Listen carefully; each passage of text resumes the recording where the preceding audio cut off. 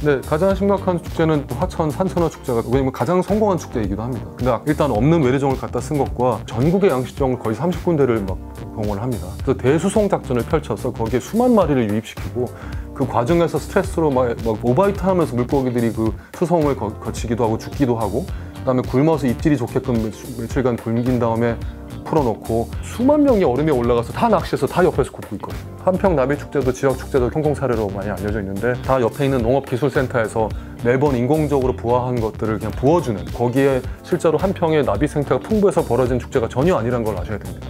나비 생태관에만, 그 관에만 나비들이 살아있고 나머지는 하나도 없고요. 심지어 방사선의 행사가 있음에도 거의 보이지 않거나 아주 조금밖에 보이지 않는 이유는 그 종한테 맞는 서식지도 아닐 뿐더러 방사하는 시기가 너무 일찍이어서 추워서 죽기도 합니다. 마지막에 언급하고 싶은 거는 울산 고래축제인데, 포경이 금지된 우리나라 국가에서 고래고기가 유통되는 것이 불법인 거 굉장히 많고 실제로 경찰에서 구속 사례도 많이 있음에도 불구하고 그런 고래 보전에 관련된 컨텐츠는 거의 없는 축제입니다. 고래를 보고 나서 그 생태에 대해서 되게 감동적으로 설명한 다음에 자 이제 고래고기 먹어보시죠, 수순으로 계속 가고 있는, 생물을 먹는 거가 아닌 대상으로는 아예 보지도 않은 관점으로 축제가 다 준비되고 있다는 겁니다. 그러면 당연히 생명 존중 사상이 있을 수가 없죠.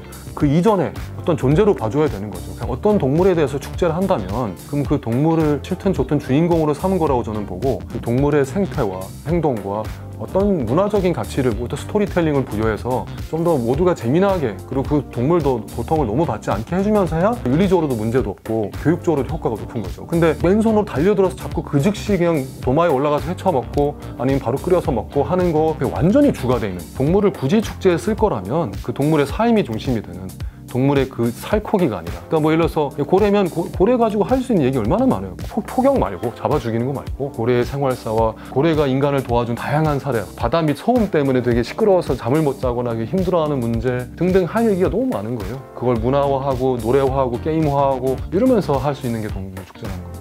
많은 동물 관광 산업이 사실은 동물 축제와 마찬가지로 그냥 인간이 원하는 어떤 본의의 활동을 제공하는 데에서 뭐 혈안이 되는 산업이 많은 거죠. 진짜 임신한 말을 타더라도 그냥 탈 것으로 보기만 하는 거죠. 근데 심지어는 타는 게 아니더라도 그냥 보는 경우에도 내가 돈을 냈으니까 보여줘야 한다라는 것 때문에 고래 한 마리 보러 가는데 막 200명씩 태운 배가 10대가 한 번에 나가고 막 그렇습니다.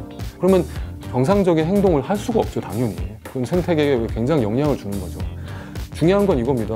인간이 즐기더라도 서비스업이랑 같은 관점으로 보면 안 되는 거예요. 1,000원을 또는 10,000원을 냈으니까 그거에 해당되는 교환 가치를 얻어야 된다라고 당연히 생각하면 안 되는 겁니다. 왜냐하면 동물은 그거에 계약한 적이 없기 때문에.